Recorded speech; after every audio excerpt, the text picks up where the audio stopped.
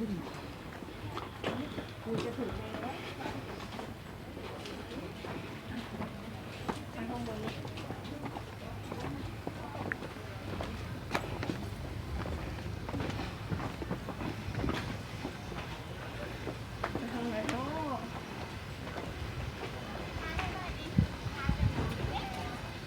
องขึ้นอีกนิดนึงด้วย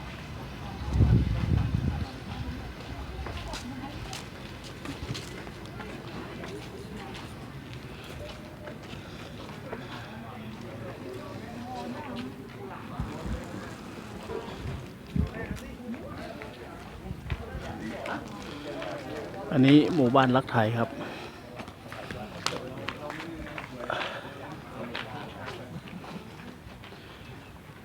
มาเช็คอินของมีคนหมดแล้วนะ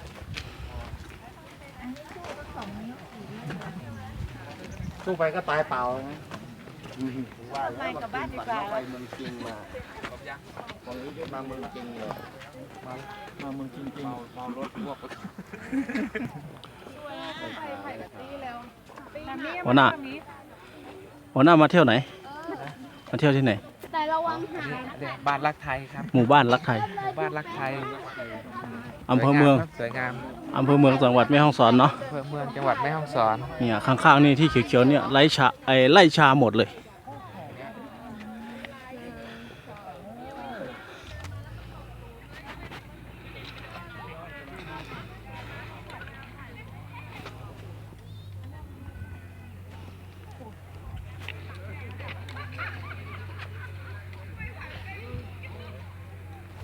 แล้วมันไม่มีเน็ตมีเดี๋ยวนั้นนะอันนี้ไม่มีอะไรที่เป็นหลังๆเนี่ยคือเขาเช่าใช่ไหมหรือว่าเขาอยู่เลยหรือว่าบ้มาเที่ยวที่นี่แล้วมีความรู้สึกยังไงบ้างพี่เหมือนอยู่ในเมืองจีนนะคะเหรอใช่ค่ะดีไหมที่มาละดีมากตัดสินใจมาก็ดีใช่ไหมดีมากก็เมารถค่ะทีแรกจะไม่มาพอมาเห็นแล้วก็ค่ะโอเค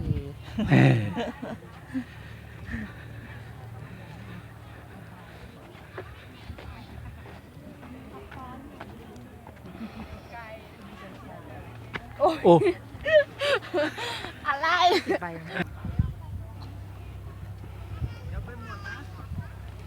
ต้องจองเลยนะปีหน้าจองนี่เลยมาได้อาจารย์สบายตรงนี้พาคณะหมอเสงมาเลยจองนี่เลย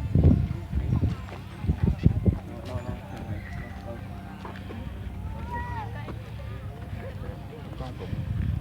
หาผมมาเช็คอิน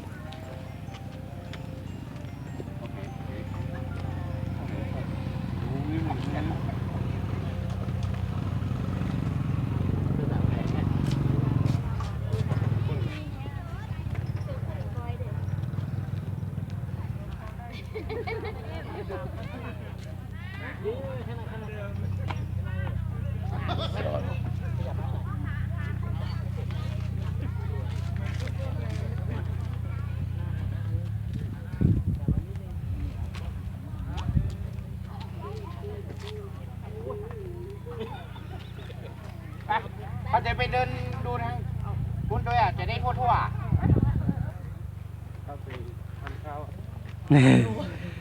ที่นี่ที่ไหนวิดีโอไงวิดีโอที่นี่ที่ไหนบ้านรักไทยจังหวัด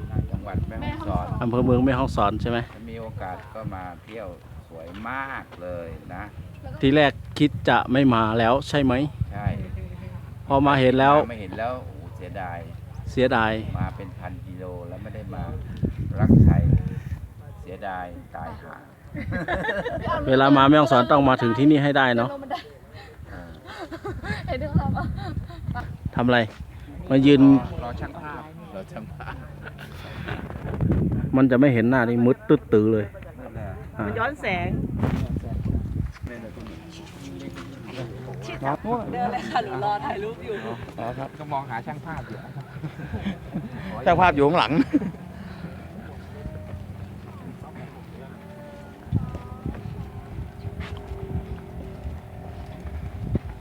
เนี่ยซุ้ม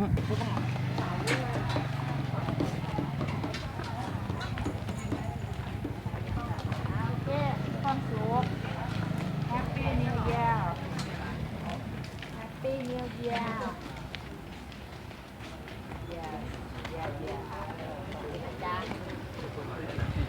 ไม่ใจดีเหรอโทษมากโดยตรงเลยโอ้ยยังเข้าอันไม่ได้ไปกันยังก็ไปโอ้ยไม่ได้เจ็บอ่ะกันหลายๆอะไรกันหลายๆ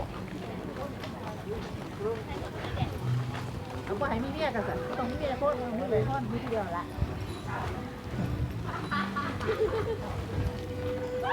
ตัวก็น่านี่ดูเพียงบ้านนี่ร้านง่าย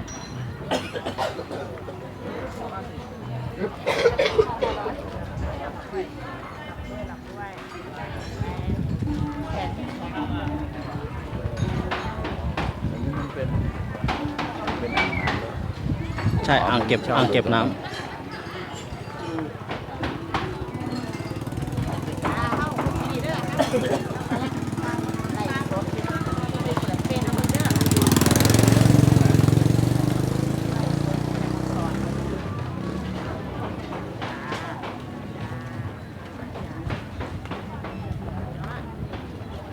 เก็บน้ำ มามีตายเยอะ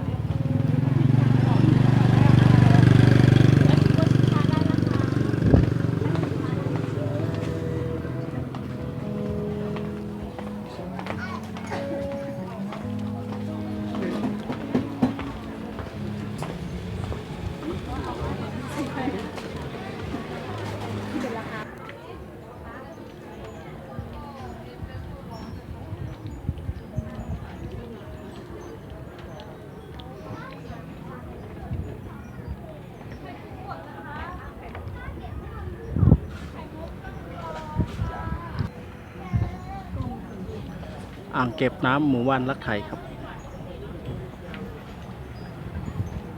ถ้าไม่ผ่านกล้องหลังมันมืดปะ หึ มืดปะดูให้หน่อย ไม่มืด สมมติเนี่ยดูให้หน่อยกล้องเนี้ย แป๊บหนึ่งเปิด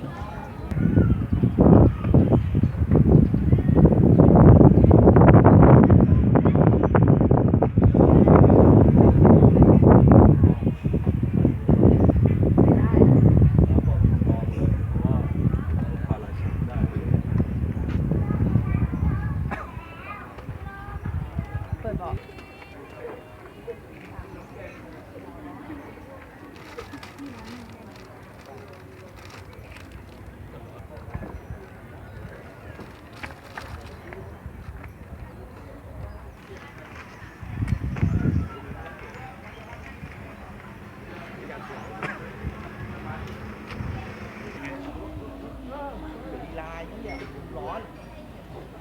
รอคิวแป๊บหนึ่ง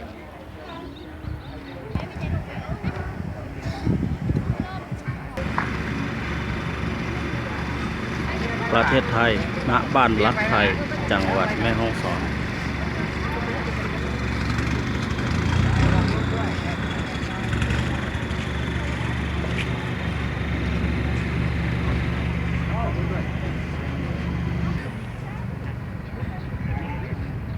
เนี่ยมันเป็นภาษาจีนอ่ะที่เนี่ย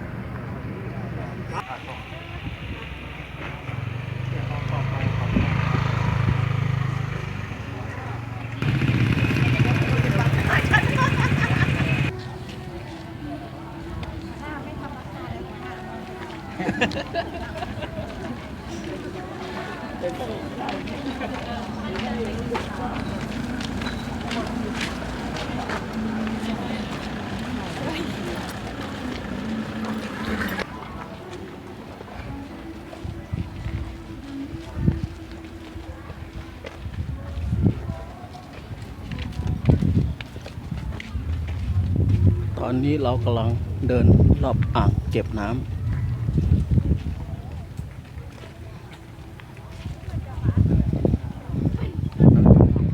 จะทอดแหเหรอ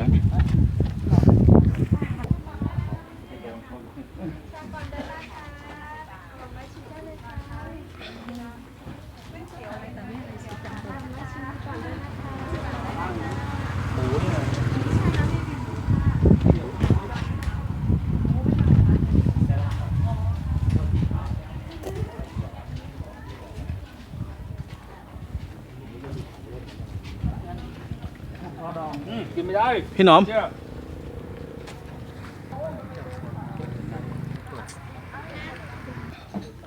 ยไฟลมก็เรามี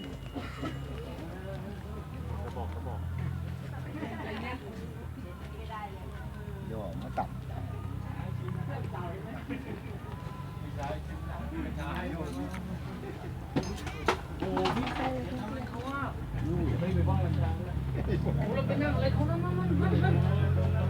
ถ่ายรูปแล้วพี่เด็กหัวหน้าถอยหัวหน้าลงไปหัวหน้าลงไปญาติลงหน่อยญาติได้เร็วแบงค์หลบแบงค์จ่าเต็มเลย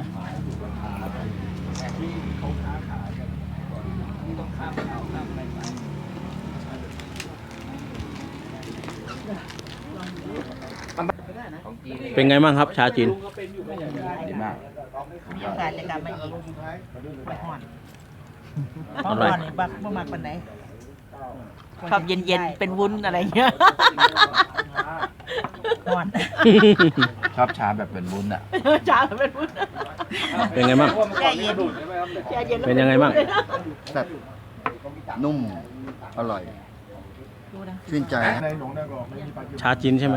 ชาจีน รสชาติเป็นยังไงบ้าง ใส่หลังมา แล้วมีโอกาสอยากมาอีกไหม ไม่ครับ ปีหน้ามาป่ะ ถ้ามีโอกาสอาจจะได้มาอีกครับ โอเค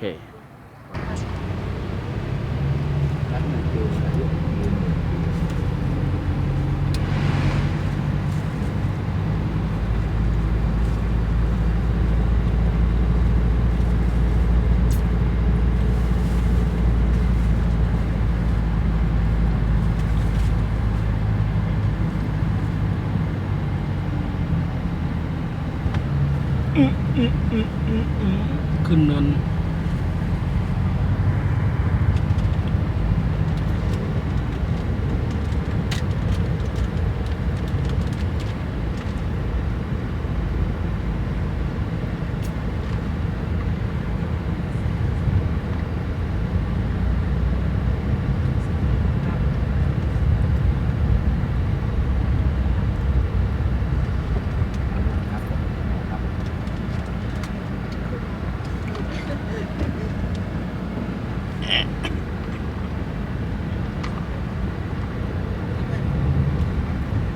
คนขับรถบอกว่านิ่มสุดๆแล้ว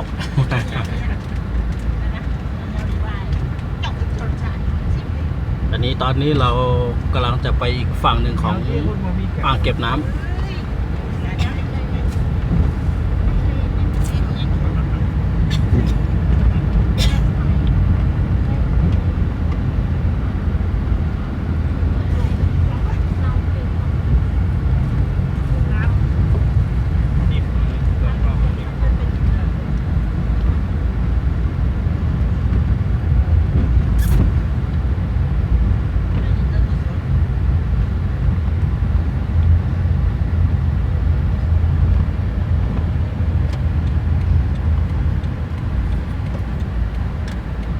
โอ้ยลงเขาแล้วทางลาดชันมาก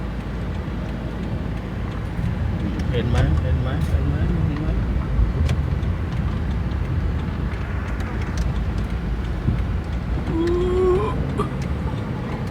เดี๋ยวเราจะไปตรงกลางเราจะไม่มีที่จอดนะครับ โอเค เลี้ยวไปนี่คือเมืองจีนเลยมั้ง อาจจะมีได้1 คันแต่ว่าเดี๋ยวผมจอด เดี๋ยว จะป ผ รับ มจะจอดเราตรงนี้แล้วก็ถ่ายรูป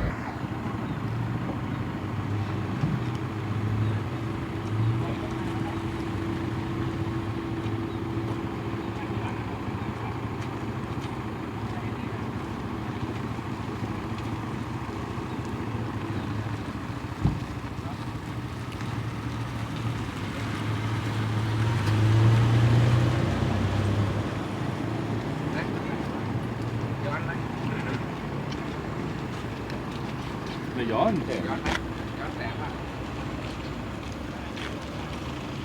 บายบายหน่อย 1 2 เดี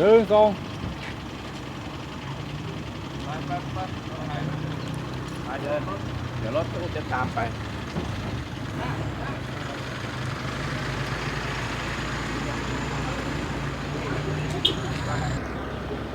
ตอนนี้เราก็มาอยู่อีกฝั่งหนึ่งของอ่างเก็บน้ำ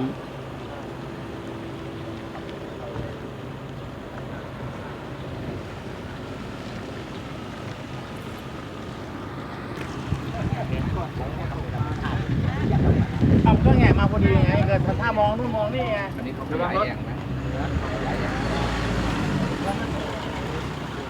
ได้แล้ว1 ดอก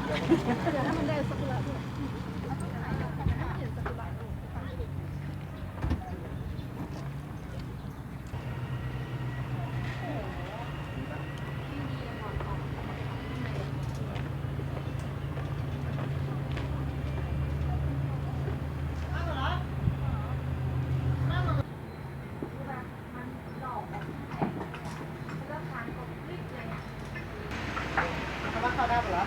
แจกของไอ้นั่นโยไอ้จีปีไก่ถ่ายลงโยกลุ่มนั่นโย จ้าวะ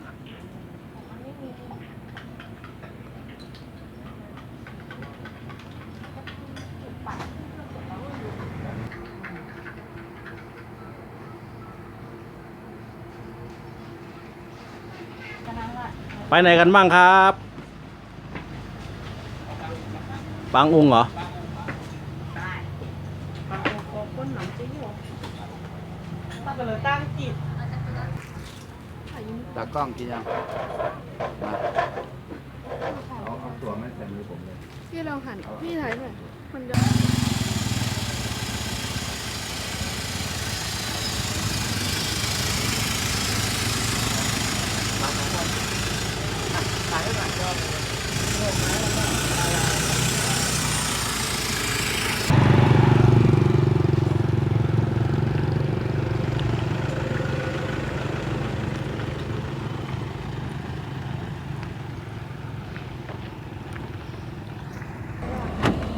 เรามาเที่ยวบ้านรักไทยเสร็จแล้ว ทีนี้เราจะไปไหนกันต่อครับ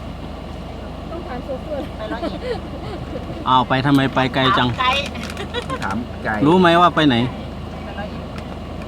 ไม่ บางขุนเลยหรือว่าจะแวะบ้านเจ้าก่อน เจอบ้านนะไม่บอก นี่หน่อย อยู่ห้องเต้นหายใจได้ครึ่งก่อนไม่กล้าหายใจได้ซ้ำ ออกจากหมู่บ้านรักไทยมาแล้วกำลังจะไปปางอุงต่อ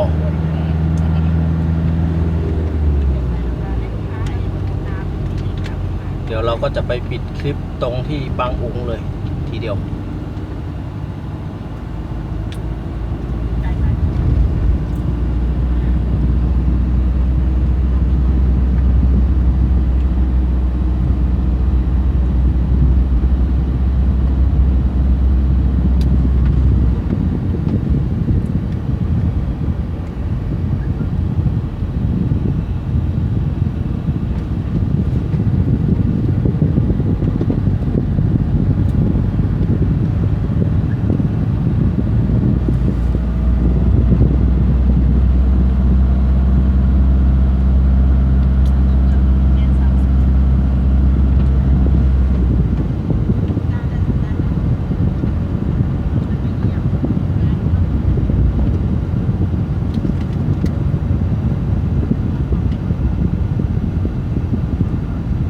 ออกจากหมู่บ้านมาหน่อย เดี๋ยวก็ลงเขาแล้ว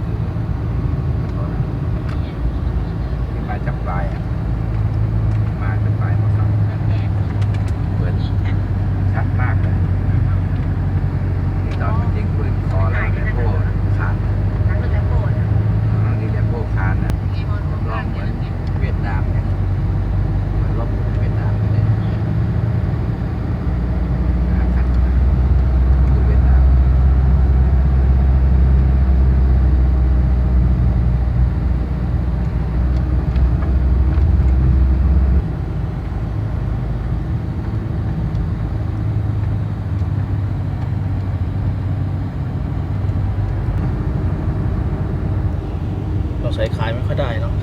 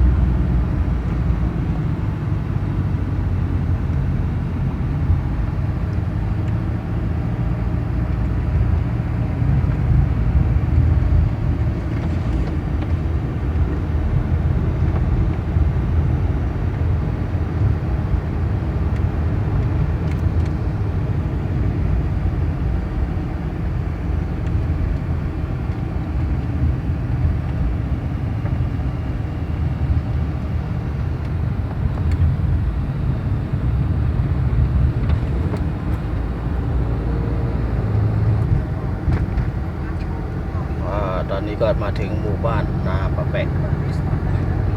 เดี๋ยวเราก็จะเข้าไปที่ปางอุ๋น ไหนออกบ้านก็ได้เขาแต่ซ้ายด้านขวา ซ้ายเนี่ยตลาดเดินบน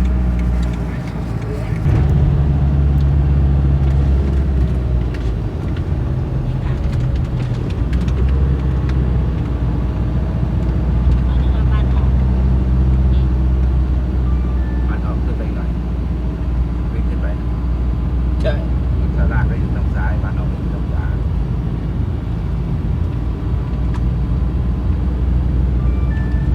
จะไปก่อนพ่อกันหน่อยนะ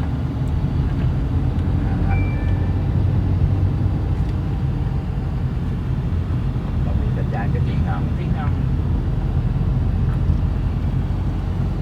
สามต้นเลยครับ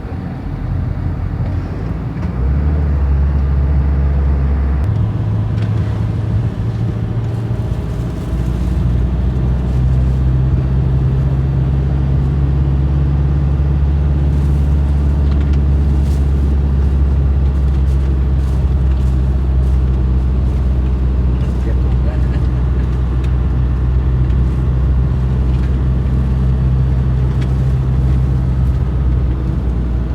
หาอะไรเคี้ยวแล้วมันจะเอาไปเปลี่ยน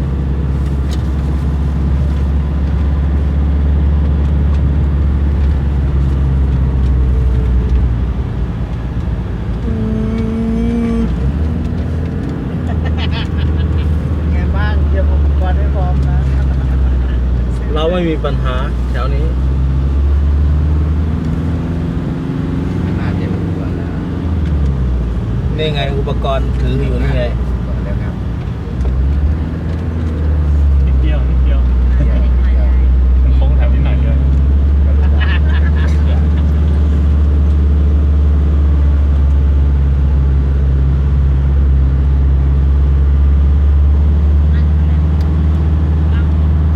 รถมาเลยบอกไม่มาอีกแล้วไปครับ ไม่เข็ดไม่เข็ด ยังไม่ถึงความ มีห มา น้า เลย มาใหม่ จะไม่รอดไอ้ มาออก ครับ มีหน้ามาใหม่ คณะเขาบอกว่านี่เราไปดอยไทยแลนด์นะบอกนี่ยังไม่ได้ครึ่งเลยโอ้โหยังไม่ได้ครึ่งเลยแล้วยังไม่ถึงบางมะพร้าวเลย เรียบร้อย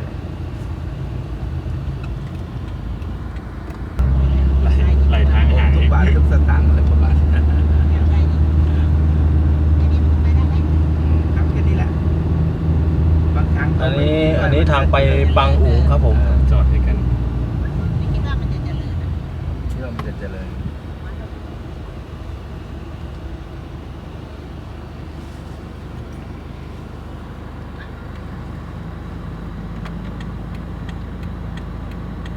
รถเขียนไม่ได้ ได้แค่ซีวิกนั้นตรงนั้นสวน นได้ตรงโค้งดีซีวิกคันเดียว มาลองเครื่อง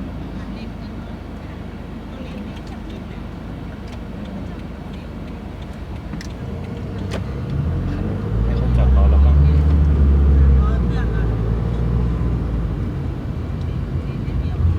เลยเสริมกันตรงนี้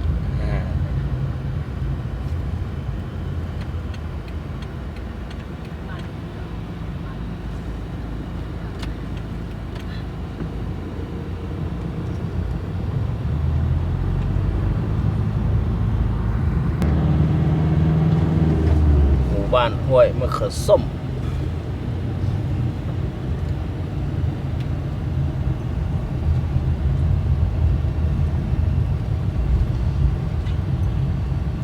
อันนี้ก็ทางผ่านไปปางอุ๋ง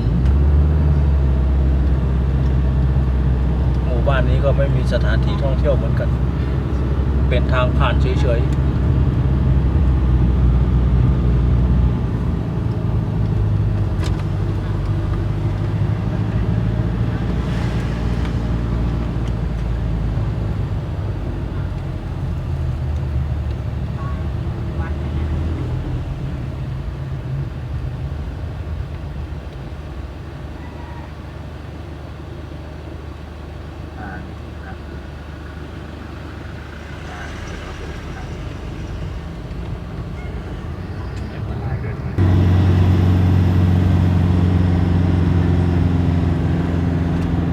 มีรถชนลงมาอีกแล้ว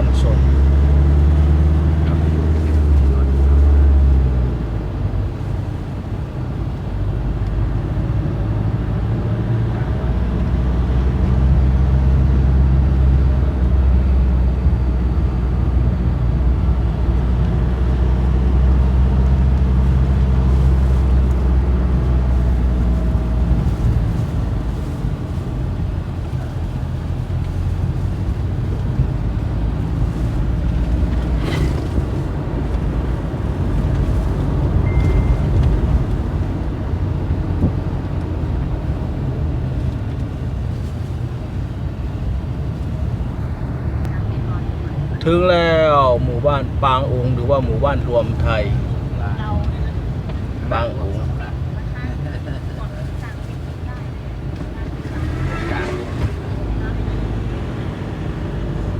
แฟนชื่อดังก็ลุงบัลละ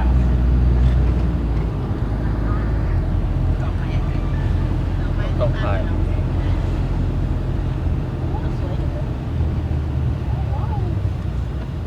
บ้านเราเนาะ ตาย แป๊บเลย ก็ยังไม่ตาย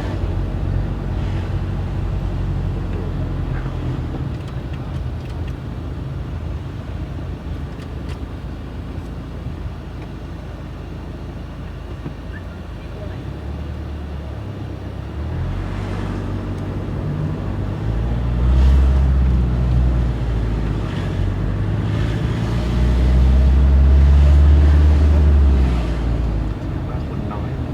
คนน้อยวันนี้ มันมาอยู่ในช่วงเวลาออกครับ ช่วงเช้าคนจะเยอะหน่อย ใช่ครับเขากำลังจะออกเป็น เข้าไปจอดในวัดใช่ไหม ดี๋ยว เต็มเปล่า วัดน่าจะเดี๋ยวดูคันหน้าบ้างสถานการณ์ ตอนนี้ก็มาถึงแล้ว เราจะเดินไปตรงที่สันเขื่อน ไปเดินเด็ดตรงนู้นตรงนู้น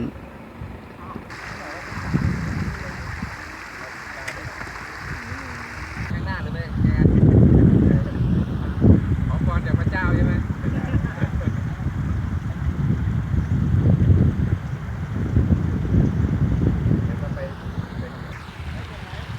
เดินข้ามแม่น้ำเลยวะ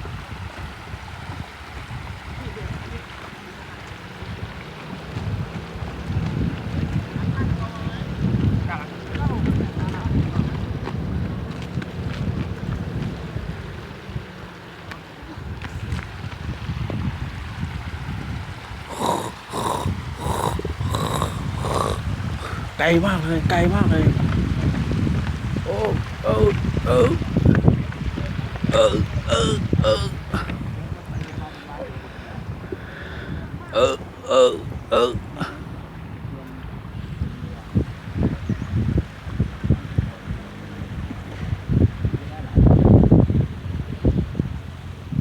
แล้ว2 คนนะ3 คนนะคนพายเนี่ยของเราหรือเปล่า ของเขา ไม่ใช่สร้างภาพ พายของเขาถ้าพายเองเนี่ยผม ไปเท่าไหร่ไม่รู้ ไม่ได้สักรูป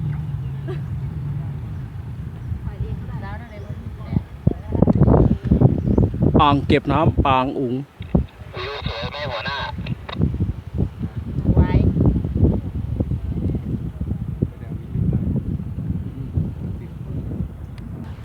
เดี๋ยวจะให้ดูบรรยากาศรอบ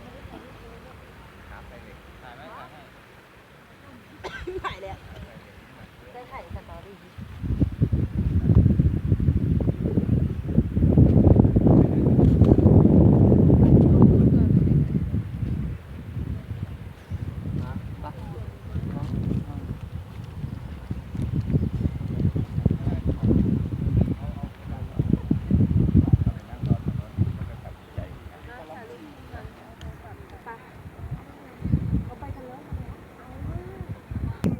เนี่ยครับอาจารย์มาเที่ยวที่ปางอุ๋งนี่เป็นยังไงบ้างครับ ความรู้สึก มีความสุขแล้วก็อากาศดีมากเป็นสิ่งที่เราไม่เคยได้สัมผัสก็ได้มาสัมผัสนะเราต้องมาสัมผัสให้ได้นะใครที่ยังไม่มาก็มาสัมผัสให้ได้ เชิญชวนให้มาเที่ยวเนาะ เชิญชวนให้มาเที่ยวนะ บรรยากาศ บรรยากาศดีมาก ที่หนึ่งในประเทศไทยเนาะ เป็นที่หนึ่งถ้ามาที่นี่ก็ถือว่าเรามาที่นี่ได้อย่างไรประมาณนี้มันเป็นที่สูงสุดนะใครมาก็จะไม่มีอะไรอ่ะที่บอกว่าไกลเนี่ยก็จะเลิกพูดนะ ความไกลไม่มีปัญหา ไกลไม่มีปัญหาแล้วก็อะไรที่ว่าไกลจะไม่ไกลถ้ามาถึงแม่ฮ่องสอนนะ ใช่ ขอบคุณครับ ครับสวัสดีครับสวัสดีปีใหม่ด้วยครับอาจารย์ ปีใหม่ครับ สวัสดีครับ สวยมากวิวข้างหลังสวยมาก แบมือหน่อย แบมือไม่ใช่แบมือสองข้างโอ้ย พระเอกที่ไหนครับ ครับ พระเอกที่ไหนมา เอกมิวสิก พระเอกพหลโยธินเหรอ เสร็จแล้วครู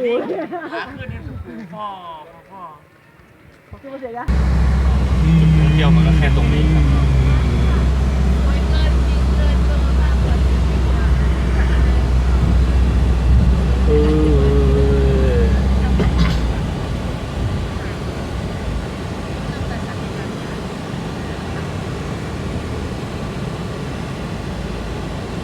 เนี่ยอ่างเก็บน้ำปางอุ๋ง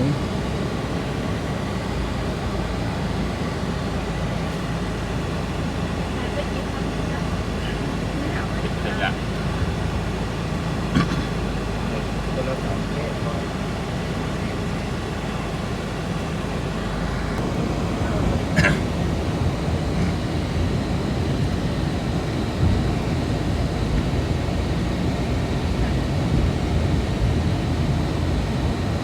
แดดทับรอด ฮะ แดดทับรอด แต่ที่นั่งมันสบายกว่า ข้างๆมันจะมีที่บังให้เนาะ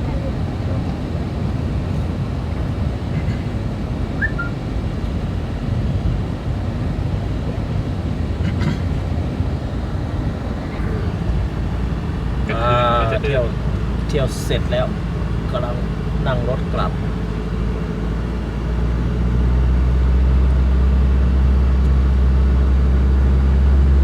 มีร้านขายเสื้อผ้าขายอาหารสองข้างทาง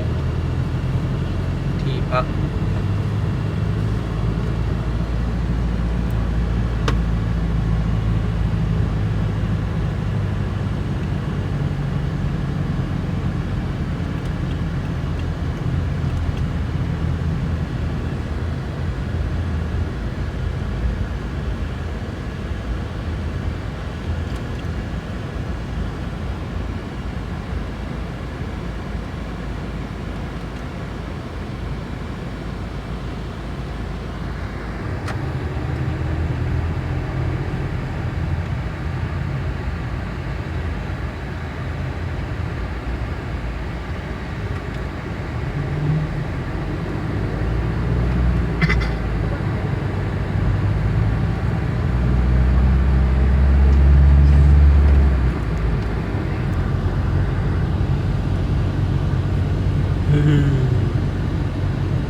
กลับแล้ว